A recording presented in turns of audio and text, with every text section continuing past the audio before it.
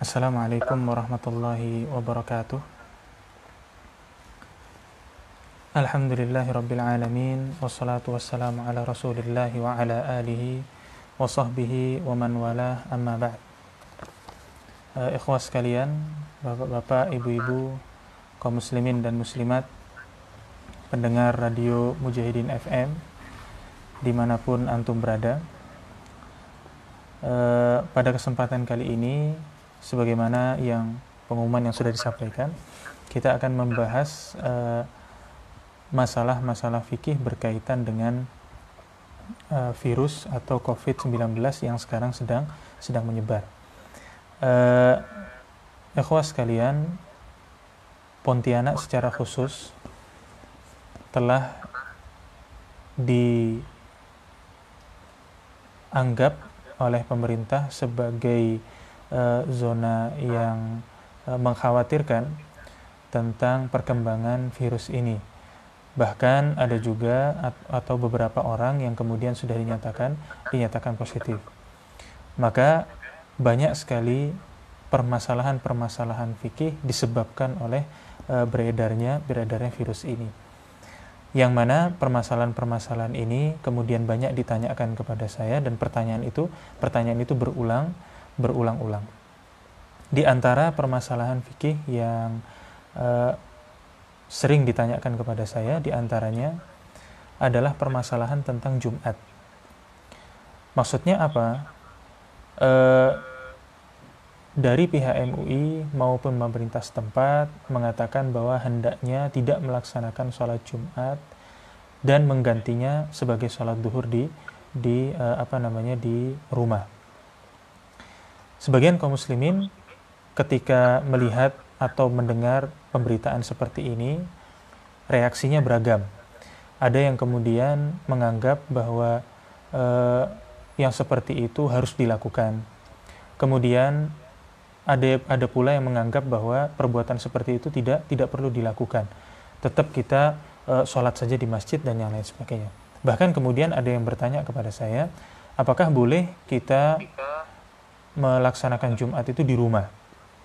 Maka ikhwas sekalian, pembahasan tentang hal ini, kalau kemudian kita cari dalilnya tentu tidak akan ada, karena penyakit yang seperti ini belum pernah terjadi di zaman Nabi Shallallahu Alaihi Wasallam sepanjang pengetahuan saya.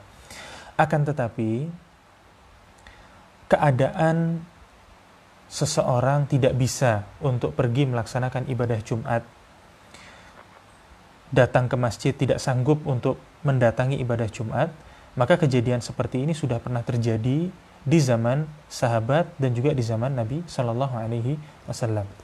Di sini kami kutipkan sebuah riwayat bersumber dari sahabat Abdullah bin Abbas radhiyallahu anhuma, bahwasannya dia berkata, annahu qala li muadzinihi fi yaumin matirin, bahwasannya dia berkata kepada muadzinnya pada waktu hujan. Harus digarisbawahi, pada saat sahabat Abdullah bin Abbas ini berkata kepada muadzinnya pada saat itu hari sedang turun hujan. Apa kalimatnya? Idza qulta asyhadu an la ilaha illallah, apabila engkau mengatakan asyhadu an la ilaha illallah, kemudian asyhadu anna muhammadar rasulullah, fala taqul, maka jangan katakan setelah itu apa? Hayya 'alas shalah. Jangan katakan atau jangan ucapkan kalimat hayya 'alas shalah. Qul, katakanlah sallu fi buyutikum. Katakanlah apa? Salatlah di rumah kalian. Faka'anna an-nas istankaru dzak. Maka perawi berkata, sepertinya orang-orang mengingkari keterangan dari sahabat Ibnu Abbas ketika Ibnu Abbas berkata kepada muadzinnya dengan kalimat seperti itu. Maka sahabat Abdullah bin Abbas mengatakan, faqal, sahabat Ibnu Abbas berkata, ata'jabuna min dza, apakah kalian merasa heran, merasa asing, merasa takjub dengan perbuatan ini?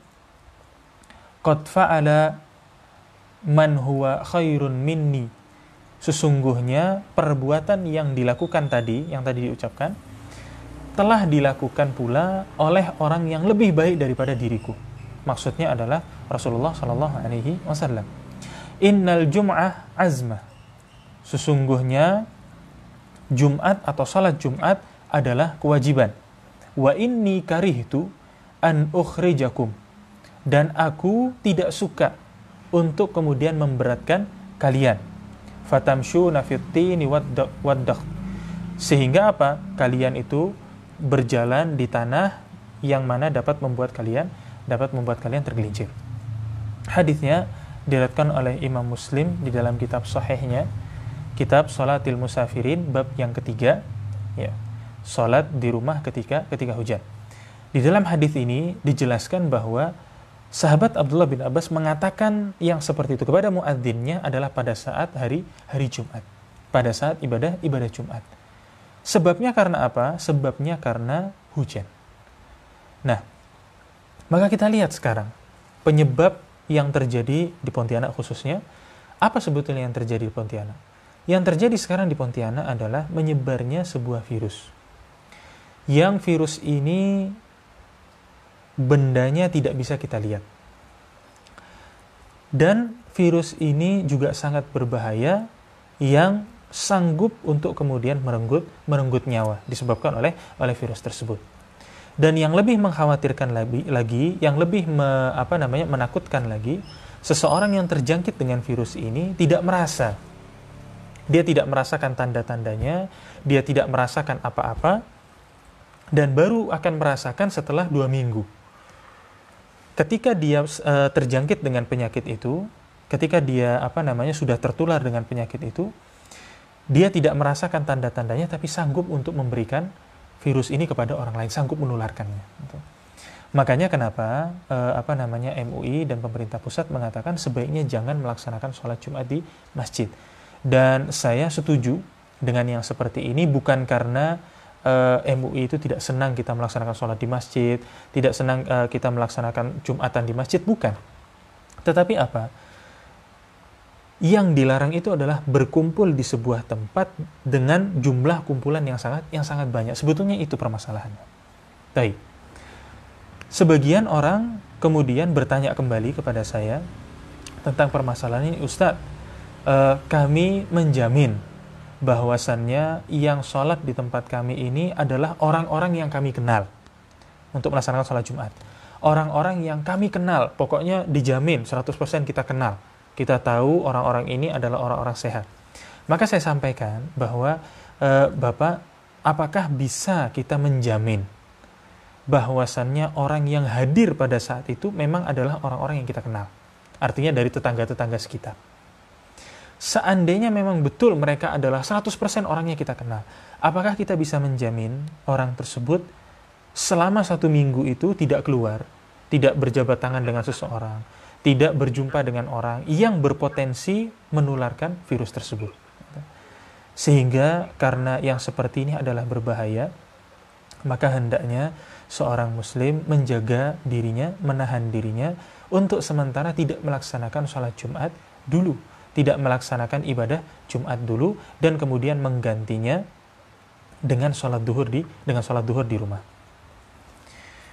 Kemudian ada juga yang bertanya kepada saya, Ustadz, bagaimana kalau kemudian kita meletakkan bilik disinfektan, sebuah bilik disinfektan, nanti orangnya yang mau masuk ke dalam masjid disemprot, terus kemudian kita tetap melaksanakan ibadah Jumat. Saya secara ilmu medis saya tidak menguasai, maka saya hanya mencari artikel-artikel di internet. Ternyata yang saya dapati adalah apa? Bilik disinfektan itu tidak efektif untuk mencegah penyebaran virus corona. Di sini saya dapati sebuah artikel, saya tidak tahu ini betul atau tidak. Di sini dikatakan bahwa efektifkah penggunaan bilik disinfektan untuk mencegah penyebaran virus corona? Alih-alih dapat mematikan virus corona dan mencegah penyebaran virus corona, penggunaan bilik disinfektan ini ternyata tidak direkomendasikan oleh WHO. Karena apa? Beberapa kandungan dalam larutan disinfektan itu seperti alkohol, klorin, dan yang lain sebagainya justru beresiko membahayakan bagi kesehatan tubuh manusia. Sehingga artikelnya panjang, tidak saya baca semua. Ringkasan dari pembahasan ini adalah penggunaan bilik disinfektan itu sangat tidak efektif untuk mencegah penyebaran virus corona.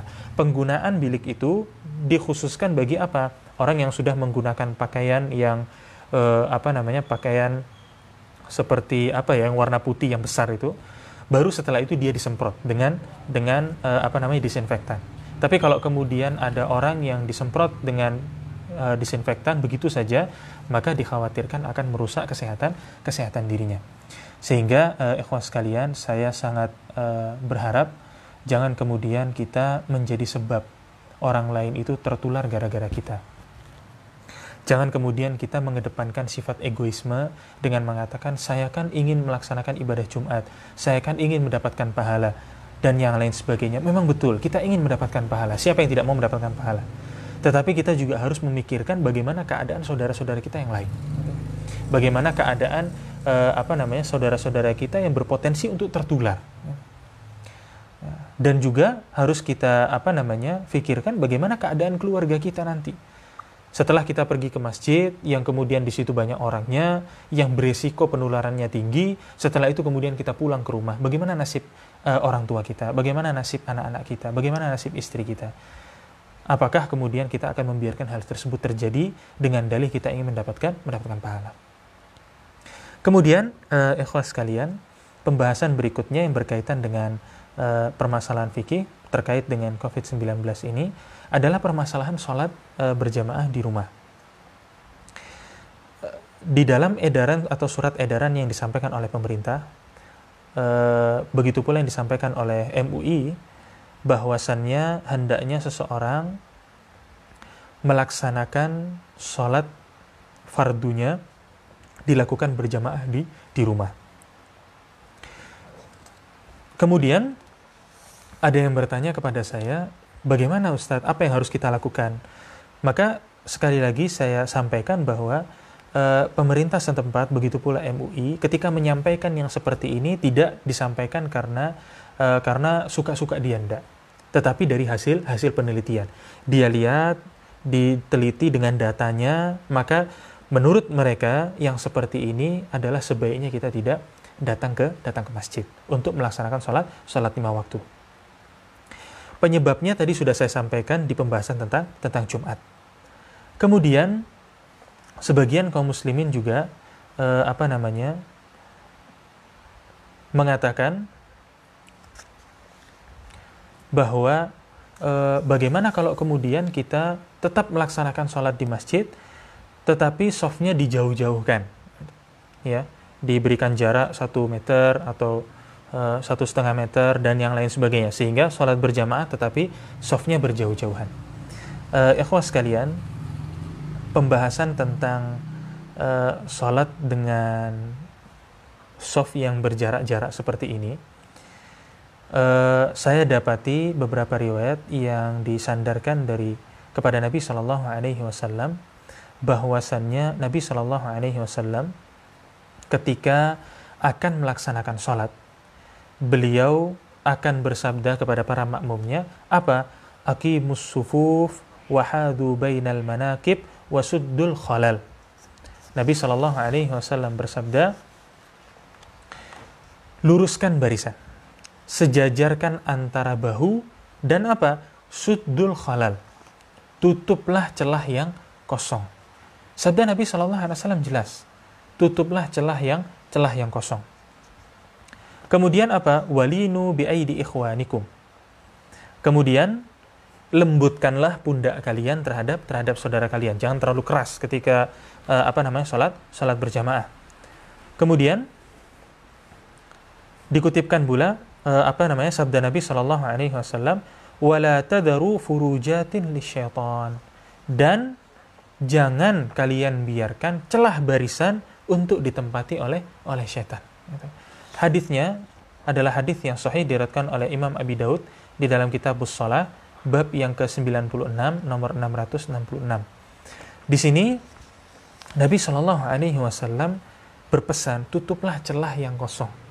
Kalimat Nabi SAW bukan ruang yang besar, tapi celah. Gitu. kalimatnya itu celah, artinya sesuatu yang kecil gitu. Kalau kemudian dikatakan kita sholat saja renggang-renggang seperti itu, maka saya khawatir orang yang melaksanakan sholat dengan cara seperti ini, dia akan diganggu oleh setan. Karena apa? Setan akan senantiasa menempati celah-celah yang kosong di dalam sholat.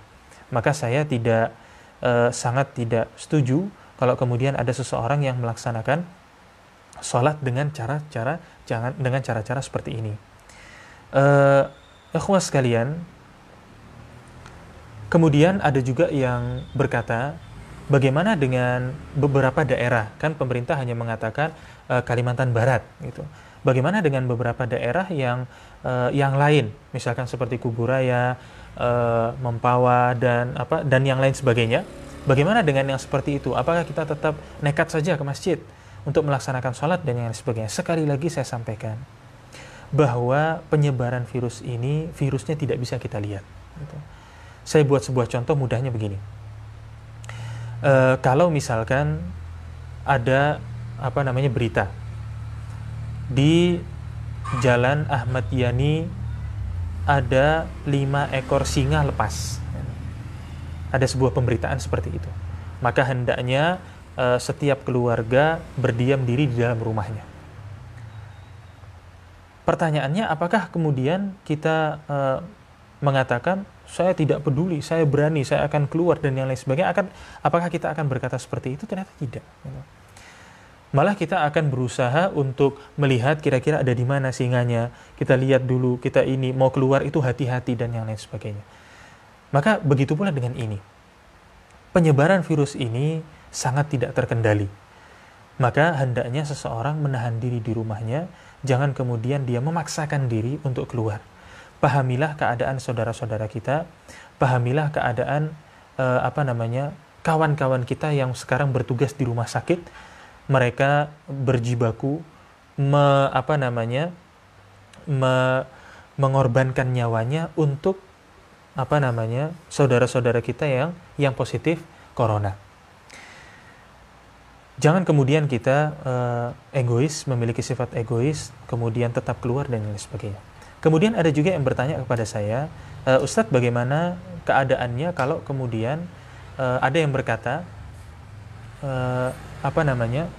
gimana kok orang itu tidak pergi ke masjid tetapi tetap pergi ke pasar? Gimana kok orang itu tidak melaksanakan sholat di masjid tetapi tetap keluar cari uang? Maka ikhwan sekalian, harus kita fahami bahwasannya melaksanakan sholat berjamaah di masjid, pembahasannya ini hukumnya diperselisihkan oleh para ulama, ya, diperselisihkan oleh para ulama. Dan pilihan untuk melaksanakan sholat, ya, kalau kita tidak bisa melaksanakan sholat di masjid dengan cara berjamaah, pilihan lain masih ada, gitu. Ya, ini apa? Dengan melaksanakan sholat di rumah, gitu. Dan hadis-hadis berkaitan tentang kalimat seorang muadzin hendaknya mengumandangkan sallu fi rihalikum, sallu fi buyutikum, ala sallu fi rihal dan yang lain sebagainya.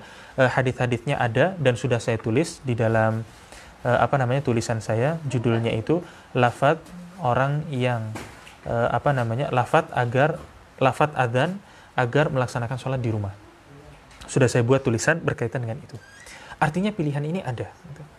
Lantas bagi saudara-saudara kita yang tadi mengatakan gimana kok dia tidak melaksanakan sholat di masjid tapi tetap pergi ke pasar, maka seseorang yang pergi ke pasar ini dia membeli kebutuhan yang pilihan lain tidak ada kecuali harus ke pasar.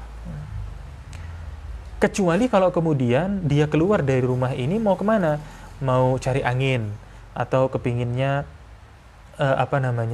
pergi ke tempat warung kopi dan yang lain sebagainya. Maka kalau minum kopi pilihan lain ada, bisa minum di rumah. Tapi kalau kemudian beli beras, beli sayuran, beli lauk pauk, yang seperti ini pilihan lain tidak ada. Maka jangan kemudian kita mencela orang-orang yang keluar untuk kemudian pergi ke pasar dengan disandingkan dia tidak melaksanakan sholat di masjid. Jangan kemudian kita samakan hal seperti itu, karena ini dua permasalahan yang berbeda. Maka saya mengapresiasi masjid-masjid yang kemudian mengatakan bahwa salat berjamaah hendaknya dilaksanakan di rumah, sebagaimana yang juga dilakukan oleh Masjid Mujahidin. Saya sangat berapresiasi dan saya juga menghimbau, mengajak kepada seluruh masyarakat Pontianak dan sekitarnya hendaknya tidak kemudian melaksanakan salat berjamaah di masjid dahulu. Salatlah berjamaah itu di rumah. Tujuannya apa? Supaya perkembangan atau penyebaran virus ini bisa terhenti. Kalau nanti sudah berhenti, baru kemudian kita keluar melaksanakan sholat berjamaah di masjid secara berjamaah. Itu pembahasan tentang melaksanakan sholat berjamaah di masjid. Kemudian pembahasan yang berikutnya berkaitan dengan masalah-masalah fikih terkait dengan COVID-19. Di antaranya apa? Ada sebuah pertanyaan ditanyakan kepada saya. Bagaimana keadaannya apabila ada seseorang yang wafat atau meninggal karena COVID-19 kemudian tidak dimandikan dan tidak disolatkan. Maka ikhwah sekalian harus diketahui bahwa memandikan jenazah, menyolatkan jenazah adalah kewajiban bagi orang yang hidup, dan kewajibannya adalah fardu kifayah, bukan fardu ain. Artinya kalau sudah dilaksanakan oleh sebagian kaum muslimin, maka kewajiban bagi muslim yang lain adalah hangus. Terus kemudian berkaitan dengan jenazah COVID-19 ini, kalau kemudian tidak dimandikan, maka kita tanya, kenapa sebabnya tidak dimandikan? Kalau kemudian menurut ilmu kedokteran bahwa jika jenazah COVID-19 ini dimandikan akan berpotensi menularkan penyakit bagi orang-orang lain yang memandikannya, maka saya lebih memilih jenazah tersebut tidak dimandikan. Ya, jenazah tersebut tidak dimandikan. Kenapa? Karena dua hal ini sama-sama salahnya. Tidak kita mandikan salah, memandikan salah juga. Maka saya pilih kesalahan yang lebih kecil, yakni apa? Tidak memandikan jenazah COVID-19. Terus kemudian apa? Supaya orang-orang yang lain tidak kemudian tertular. Begitu pula dengan permasalahan sholat. Apabila kalau kemudian dari pihak medis mengatakan bahwa apabila kalau kita menyolatkan jenazah COVID-19 ini akan berpotensi tertular penyakit itu, maka saya juga lebih memilih untuk tidak melaksanakan sholat jenazah. Saya lebih memilih melaksanakan sholat jenazah ketika nanti jenazah itu sudah dikuburkan. Karena apa? Nabi SAW pernah melaksanakan sholat jenazah ya, ketika mayat itu sudah dikuburkan. Yang seperti ini, kaidah seperti ini saya dapati di dalam ilmu usul fikih, yakni apa? Irtikab akhaf dhararain. Kita melaksanakan salah satu dari dua hal yang keburukannya paling sedikit. Maka kita timbang sekarang. Kita tidak menyolatkan orang yang positif corona, salah. Kemudian kita tetap melaksanakan dengan resiko orang-orang lain akan menyebar. Maka kita timbang sekarang mana yang lebih ringan kesalahannya.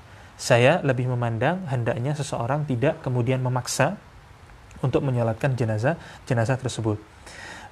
Begitu pula ini saya pesankan kepada saudara-saudara sekalian yang kemudian ada kerabatnya atau ada tetangganya dan yang lain sebagainya yang memang sudah dipesan oleh pihak kedokteran jangan disolatkan, jangan jangan dimandikan, maka hendaknya kita patuh saja. Karena apa? Sekali lagi kita tidak mengetahui virus itu ada di mana, kita tidak mengetahui penyebaran virus itu seperti apa, bentuk virusnya kita tidak bisa lihat, maka untuk pencegahan hendaknya jangan kita lakukan. Terus kemudian yang berikutnya permasalahan fikih berkaitan dengan COVID-19, ada juga yang bertanya kepada saya, Ustadz, apakah orang yang meninggal karena COVID-19 ini syahid? Pembahasan tentang ini, apakah orang itu syahid atau tidak, saya tidak mengetahui. Sebagian kaum muslimin ada yang mengatakan bahwa dia syahid berdasarkan sabda Nabi SAW, apa? Man qutila fi sabilillah fahuwa syahid. Barang siapa yang terbunuh di jalan Allah, maka dia syahid. Wa man mata fi sabilillah fahuwa syahid. Barang siapa yang mati di jalan Allah, maka dia syahid. Wa man mata fit ta'un fahuwa syahid. Dan barang siapa yang mati karena wabah ta'un, maka dia syahid. Hadisnya diriwayatkan oleh Imam Muslim dalam kitab sahihnya, Kitabul Imarah bab 51 nomor 1915. Sebagian kaum muslimin mengartikan bahwa kalimat ta'un ini diartikan sama dengan COVID-19. Saya secara pribadi tidak mengetahui ya, apakah orang yang meninggal karena COVID-19 ini adalah syahid, karena perihal syahid atau tidaknya seseorang itu semuanya kembali kepada Allah Subhanahu wa taala. Allah lah yang menentukan orang ini syahid atau tidak. Seandainya kalau memang orang tersebut adalah memang betul syahid, maka syahid di sini tidak bisa disamakan dengan syahid orang yang meninggal di jalan Allah Subhanahu wa taala. Kalau kemudian ada orang yang berperang di jalan Allah Subhanahu wa taala, kemudian dia mati terbunuh, maka Nabi Shallallahu alaihi wasallam menyarankan agar jenazah tersebut memang tidak dimandikan. Memang tidak dimandikan. Akan tetapi kalau kemudian orang yang meninggal dalam keadaan yang lain, seperti orang yang meninggal karena sakit perut, Nabi SAW juga sebut dia adalah syahid. Orang yang meninggal karena tenggelam, Nabi SAW sebut dia adalah syahid. Maka yang seperti ini tetap kita perlakukan seperti mayat pada umumnya. Kita mandikan, kita bersihkan darah-darahnya dan yang lain sebagainya. Kalau memang menurut ilmu medis ini boleh dilakukan. Kalau kemudian tidak dilakukan atau jika dilakukan itu beresiko bagi kita dan bagi orang-orang di sekitar kita, maka sebaiknya itu jangan dilakukan. Maka ikhwas sekalian, kira-kira itu ya pembahasan sedikit permasalahan-permasalahan fikih berkaitan dengan COVID-19. Saya mengharapkan sekali lagi kepada kaum muslimin hendaknya menahan diri, jangan kemudian melaksanakan ibadah Jumat ya di masjid. Adapun dengan sabda Nabi Shallallahu Alaihi Wasallam, barang siapa yang melaksanakan sholat atau meninggalkan ibadah Jumat sebanyak 3 kali, maka dia adalah munafik. Hadisnya memang ada, tetapi sabda Nabi Shallallahu Alaihi Wasallam situ ada kalimat dengan sengaja, meninggalkannya dengan sengaja. Artinya apa? Tidak ada permasalahan apapun, tidak ada kejadian apapun. Terus kemudian dia lebih memilih saya nggak mau untuk melaksanakan ibadah Jumat di masjid, saya nggak mau gitu. Maka yang seperti inilah yang kemudian masuk di dalam hadis ini. Tapi kalau kemudian kita terhalangnya kita menuju ibadah sholat Jumat ini bukan karena kita yang nggak mau, kita mau, tetapi kita terhalang ini karena apa? Karena adanya sebuah penyakit, dan kita juga punya kepedulian terhadap saudara-saudara kita supaya kita tidak menjadi media agar saudara kita ini tertular bagi kita. Begitu pula sholat 5 waktu. Saya